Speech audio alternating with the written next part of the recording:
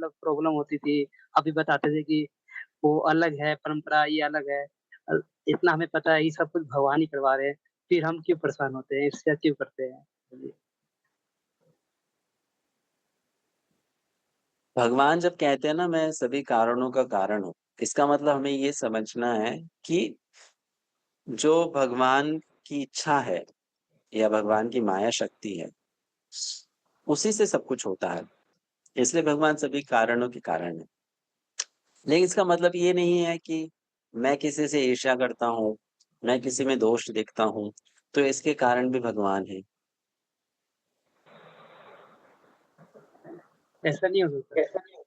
नहीं, ऐसा नहीं। ये मतलब कहते तो हैं पर कि जो भी होता है ब्रह्मांड में कुछ भी होता है तो उसके पीछे मैं ही हूँ। हाँ, कुछ भी होता है उसके पीछे मैं ही हूँ तो उसको समझना है ना हमें।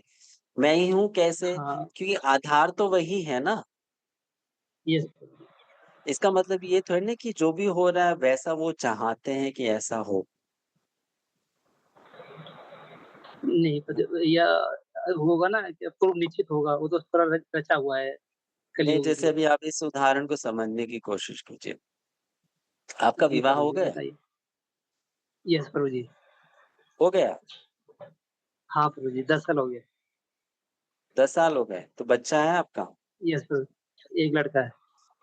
तो वो अभी बच्चा समझ लो जब बड़ा हो जाएगा और वो कुछ गलती करेगा, जी प्रभु जी। तो वो बच्चे ने गलती की, तो उस बच्चे की गलती की सज़ा किसको मिलेगी? आपको या उस बच्चे को? उस बच्चे को ही और उसका असर लेकिन हमें भी पड़ेगा। आप पे पड़ेगा लेकिन सज़ा उसको मिलेगी ना, यस प्रभु जी। है कि नहीं? लेकिन अगर बच्चा बोले अगर आप मुझे पैदा ही नहीं करते तो मैं ये गलती नहीं करता, तो सज़ा तो आपको मिलनी चाहिए क्योंकि आपने मुझे पैदा किया। जी प्रभु बच्चे जी के मगर हाँ, बच्चा का कारण कौन है? आप हो। अगर आप पैदा ही नहीं करते वो बच्चा नहीं आता।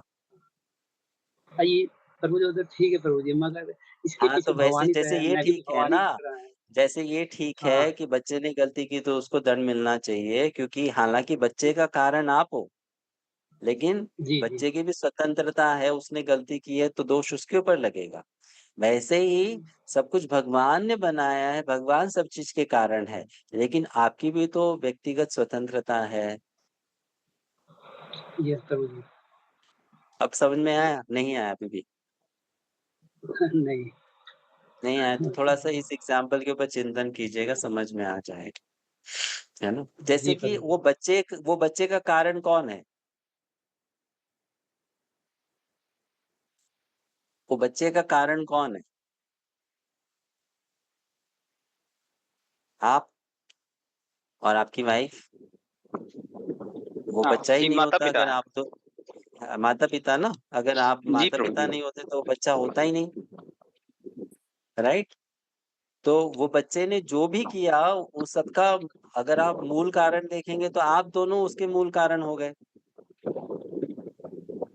है ना? लेकिन एट द सेम टाइम उस बच्चे की स्वतंत्रता है ना, वैसे भगवान हर चीज़ के मूल कारण है। लेकिन इसका अर्थ ये नहीं है कि हर चीज़ जो है वो भगवान की अपनी निजी इच्छा से होता है। हर जीव की अपनी स्वतंत्रता है, भगवान ने वो स्वतंत्रता का दायरा जीव को दे रखा है, तो वो ईर्ष्या भी कर सकता है, प्रेम भी कर सकता है, सब कुछ कर सकता है। उससे भगवान के ऊपर दोष नहीं आता। तो हमें इस प्रकार समझना है।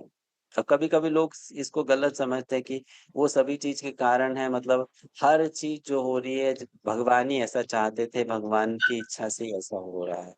ऐसा बिल्कुल भी नहीं। ये तो गलत अंडरस्टैंडिंग है आप